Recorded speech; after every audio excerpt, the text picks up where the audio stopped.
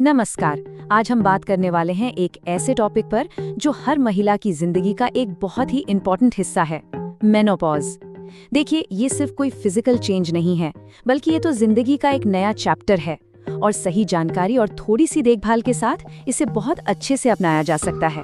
बिल्कुल, जैसा कि डॉक्टर अश्विनी कहती हैं, ये एक बिल्कुल नेचुरल प्रोसेस है, तो इसमें डरने वाली तो कोई बात ही नहीं है। बस इसे ठीक से समझने की जरूरत है। तो चलिए आज इसी को थोड़ा और डीप में समझते हैं। तो सबसे पहला सवाल, आखिर ये मेनोपॉज है क्या? एक बात तो साफ है, ये कोई बीमारी बिल्कुल नहीं है। ये तो उम्र के साथ होने वाला एक बिल्कुल नॉर्मल प्रोसेस है। अगर बिल्कुल सिंपल भाषा में कहूँ तो ये वो टाइम है जब पीरियड्स परमानेंटली बंद हो जाते हैं। और ऐसा होता क्यों है? ऐसा इसलिए होता है क्योंकि हमारी बॉडी में एस्ट्रोजन नाम का एक हार्मोन होता है और उसका लेवल कम होने लगता है। और यही वो हार्मोन है जो बॉडी के कितने सारे फंक्शंस को कंट्रोल करता है। आमतौर पर ये 45 से 55 साल की उम्र के बीच होता है।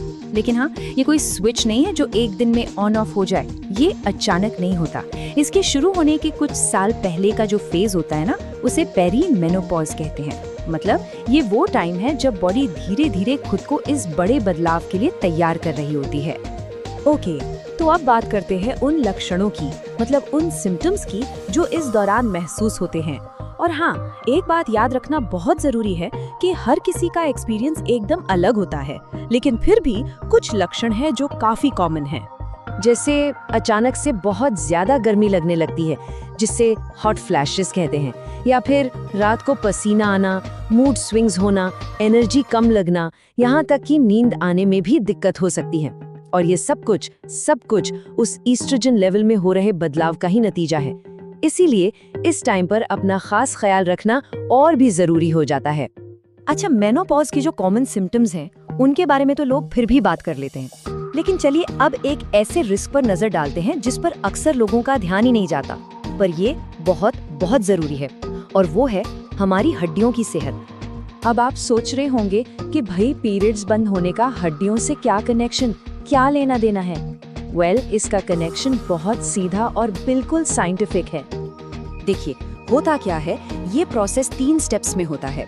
सबसे पहले एस्ट्रोजन का लेवल गिरता है। अब क्योंकि एस्ट्रोजन हड्डियों को मजबूत रखने में मदद करता है, तो उसके कम होते ही हड्डियों का घनत्व, जिसे हम बोन डेंसिटी कहते हैं, वो तेजी से घटने लगता है। और इसका नतीजा हड्डियां कमजोर और भंगुर हो जाती हैं, जिससे फ्रैक्चर का रिस्क बहुत बढ़ जाता है।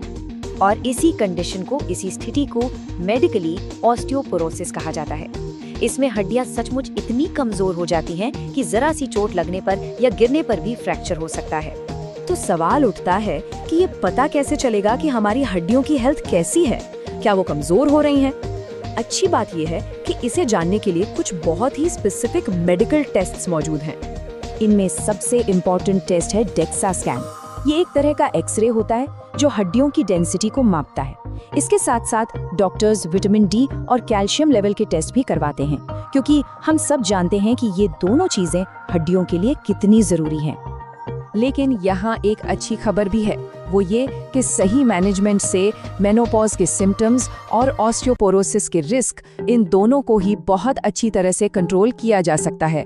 और इसके लिए मोटे तौर पर 2 रास्ते हैं। एक तो है अपनी लाइफस्टाइल और डाइट में बदलाव लाना, और दूसरा है जरूरत पड़ने पर सही मेडिकल ट्रीटमेंट लेना। असल में देखा जाए तो इन दोनों का एक सही बैलेंस बनाकर चलना ही सबसे बेस्ट तरीका है। अगर हम लाइफस्टाइल की बात करें तो सबसे पहले आता है खाना पीना। कैल्शियम और विटामिन डी से भरपूर चीजें जैसे दूध, दही, पनीर, ये सब डाइट में शामिल करना बहुत जरूरी है। और साथ ही रेगुलर एक्सरसाइज, खास तौर पर वॉकिंग और स्ट्रेंथ ट्रेनिंग जैसी वेट बेयरिंग एक्सरसाइज, जो सीधा हड्डियों को मजबूत बनाती हैं।